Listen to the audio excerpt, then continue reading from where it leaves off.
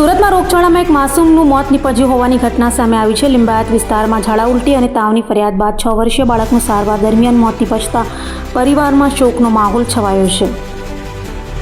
સુરતના લિંબાયતના મીઠીખાડી વિસ્તારમાં રહેતા 6 વર્ષીય હસનૈનનું ઝાડા ઉલટી થવાના કારણે કરુણ મોત નીપજ્યું છે. વાત એમ છે કે ગત રાત્રે હસનૈનને અચાનક પેટમાં દુખાવો પડ્યો હતો અને ત્યારબાદ તેને તાવ આવવા લાગ્યો હતો.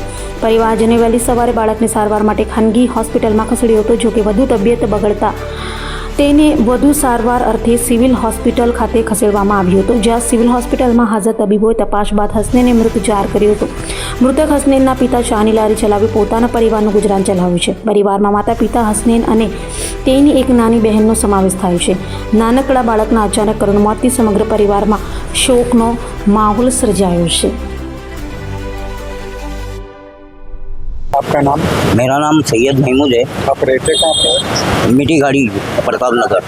आपके बच्चे जो 6 साल का बच्चा था, इसके साथ क्या हुआ? उसको कल वोमिट और संडास हुई और उसका इंतकाल हो गया।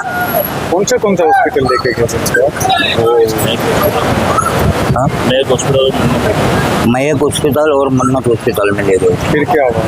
वहाँ पे हमको बोले कि भाई मयक में लेके जाओ, मन्नत में लेके जाओ। मन्नत में से फिर बोले कि सिविल में ले जाओ। फिर सिविल में आए तो पता चला कि बच्चे का इंतकाल हो चुका। क्या नाम है बच्चे का? कितने साल? 6 साल का बच्चा है और हसनैन नाम है उसके उसका। मम्मी पापा क्या काम करते हैं? वो होटल में काम करता है। वो कितने साल में परिवार में कौन? 2 मियाँ बीवी और 2 बच्चे उसके।